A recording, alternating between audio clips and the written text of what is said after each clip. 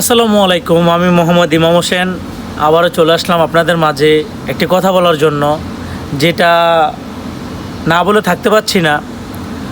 আমরা যারা প্রবাসী আছি, যারা প্রবাসে পড়ে আছি, তারা আজকে যেতটুকু হয়রানি হচ্ছে এয়ারপোর্টের ভিতরে বাংলাদেশের মন্ত্রণালয়ের কাছে, কেননা আমরা আজকে এত হয়রানি হওয়ার কারণটা কেন আমি তো বুঝতে পারতেছি না।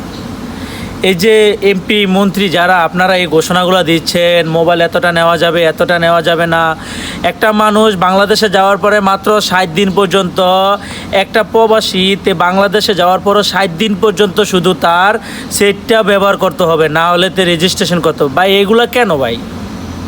এগুলো কেন আপনারা এইসব করতেছেন? আমি তো বুঝতেছি না ভাই, মাথায় ধরতেছে না। আমার নিজের দেশ, আমি নিজে দেশে যাব, আমার নিজের স্বাধীনতা আমি নিজে প্রচার করব, আমার নিজের স্বাধীনতা মতন আমি চলবো, আমার দেশ। তাহলে দেখা যাইতেছে আজকে যারা প্রবাসে আছি আমরা, কয়দিন পর আপনারা নিজেরাই বলবেন যারা প্রবাস থেকে দেশে আসবে তারা অবশ্যই পাসপোর্ট বানাইতে হবে, দেশে আসতে গেলে পাসপোর্ট ভিসা নিয়ে আসতে হবে। আমি তো দেখতেছি এরকমই হবে কিছুদিন পরে। কেন আমরা কি দেশের নাগরিক না? আমাদের কি স্মার্ট কার্ড নাই দেশের? আমাদেরও তো স্মার্ট কার্ড আছে, তাই না? তো আমরা কেন এয়ারপোর্টে যেতে গেলে হয়রানি হতে হবে? আমরা একটার বেশি ফোন নিতে পারবো না? ভাই আমার টাকা দিয়ে আমি নেব, কষ্টের টাকা দিয়ে আমি নেব। আজকে যে আপনারা যে বেতনটা পান, এটা কার টাকা? এটা একমাত্র প্রবাসী রেমিটেন্সের যুদ্ধ, যে আমরা যে যুদ্ধ করি প্রবাসীরা, এই প্রবাসী রেমিটেন্সের টাকা দিয়ে আপনাদের বেতন দেওয়া হয়। আপনারা কি জানেনটা? তো আপনারা কেন প্রবাসীদের সাথে এমন করতেছেন বুঝতে পারতেছি না ভাই।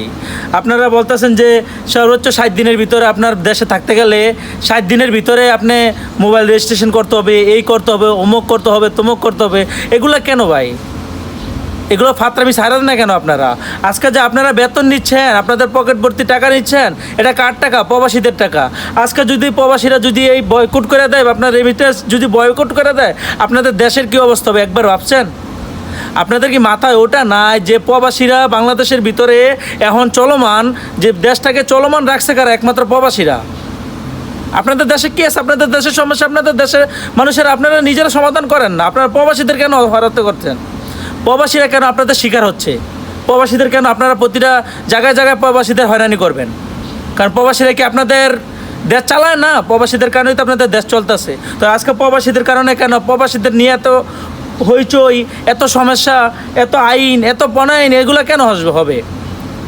তো প্রশাসনের কাছে এতটুকু দৃষ্টি আকর্ষণ করে বলতে চাই, আপনারা প্রবাসীদেরকে নিয়ে এত আইন কারণ না বার করে আপনারা দেশের মানুষকে কীভাবে সমাধান করবে সেটা করেন না কেন?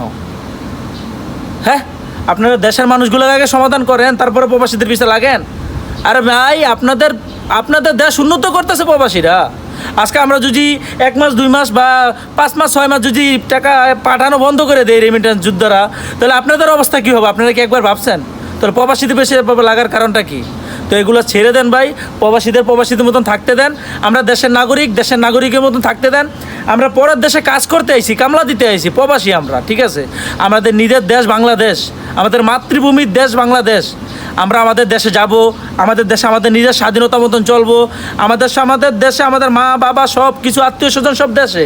ওই দেশে আমাদের স্বাধীনতা মতন চলতে পারবো না কেন? আমরা একটা মোবাইল নিয়ে যাব, 2টা মোবাইল নিয়ে যাবো, 3টা মোবাইল দেবো, যেটা আমাদের ব্যক্তিগত ব্যাপার, তাই না?